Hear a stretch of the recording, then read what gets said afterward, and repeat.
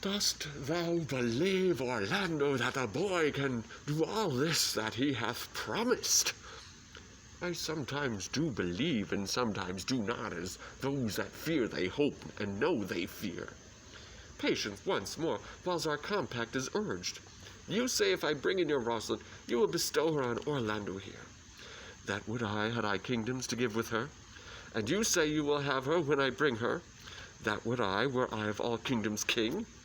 You say you'll marry me if I be willing. That will I, should I die the hour after. But if you do refuse to marry me, you'll give yourself to this most faithful shepherd. So is the bargain. You say that you'll have Phoebe if she will. Though to have her and death were both one thing, I've promised to make all this matter even. Keep you your word, O Duke, to give your daughter, you yours, Orlando, to receive his daughter. Keep you your word, Phoebe, that you'll marry me, or else refusing me to wed the shepherd. Keep your word, Silvius, that you'll marry her. If she refuse me, and from hence I go, to make the doubts all even. I do remember in this shepherd boy some lively touches of my daughter's favor. My lord, the first time that I ever saw him, methought he was a brother to your daughter. But my good lord, this boy is forest-born, and hath been tutored in the rudiments of many desperate studies by his uncle, whom he reports to be a great magician, obscured in the circle of this forest. There is sure another flood toward, and these couples are coming to the ark. Here comes a pair of very strange beasts, which in all tongues are called fools. Salutation and greetings to you all.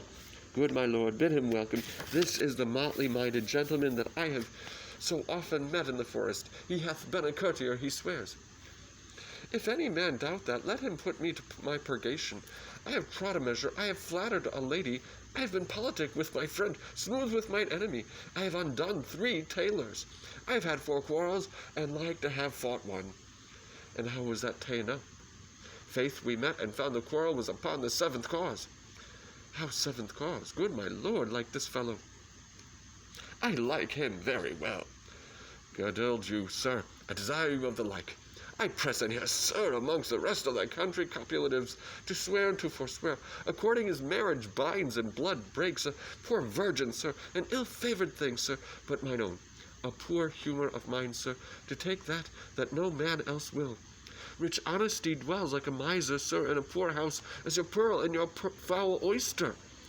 By my faith, he is very swift and sententious, according to the fool's bolt, sir, and such dulcet diseases.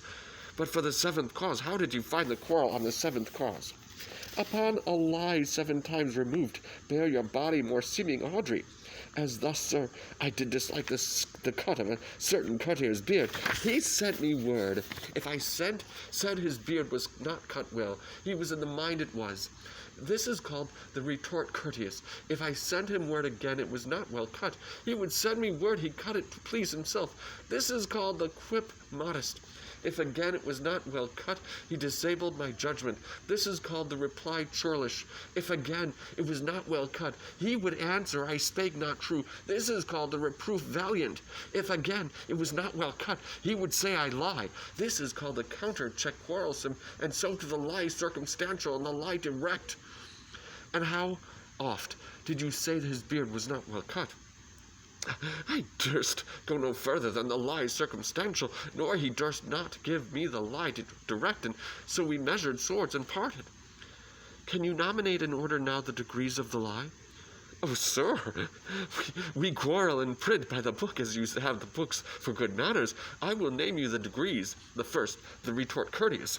The second, the quip modest. The third, the reply churlish. The fourth, the reproof valiant. The fifth, the counter check quarrelsome. The sixth, the lie with circumstance. The seventh, the lie direct. All these you may avoid by the lie direct, and you may avoid that too with an if.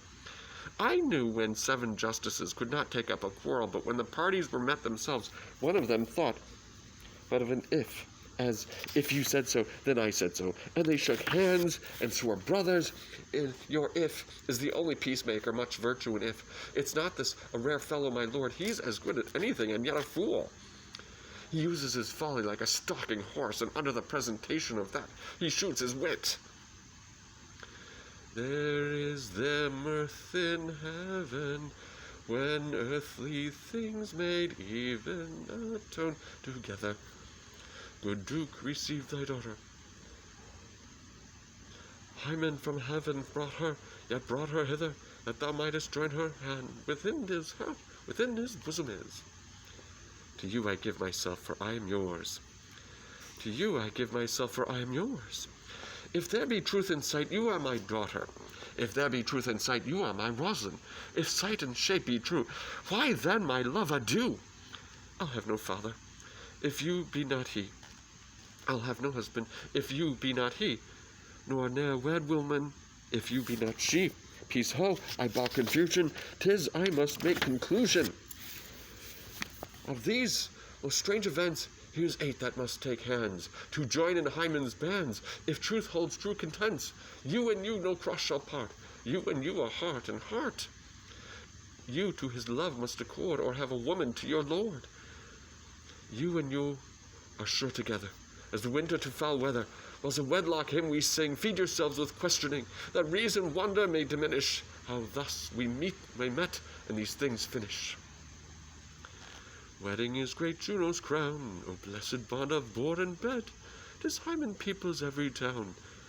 High wedlock then be honored, honor, high honor, renown, to Hymen, god of every town.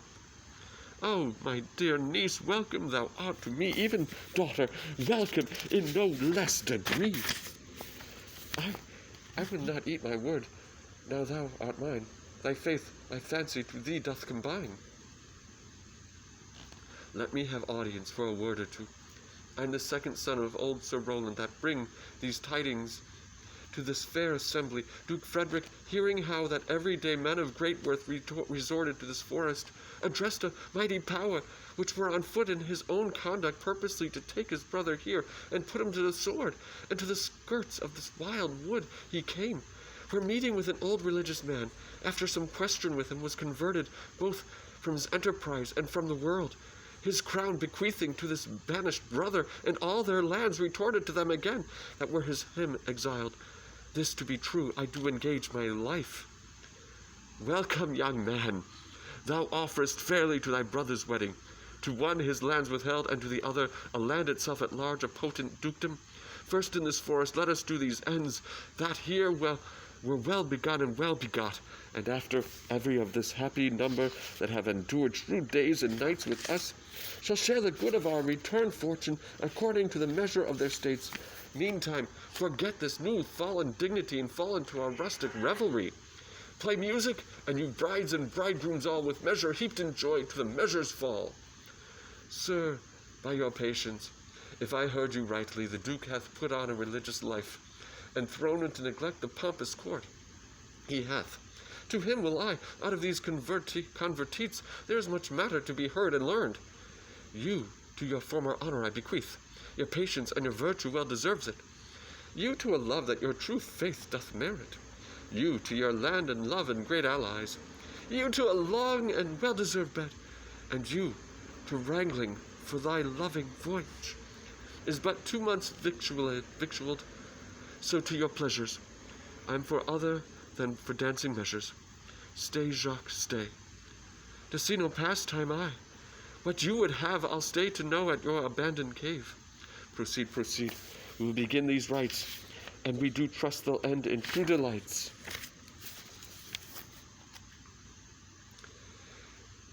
It is not the fashion to see the lady the epilogue, but it is no more unhandsome than to see the lord the prologue.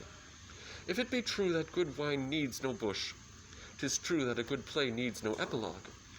Yet to good wine they do use good bushes, and good plays prove the better by the help of good epilogues.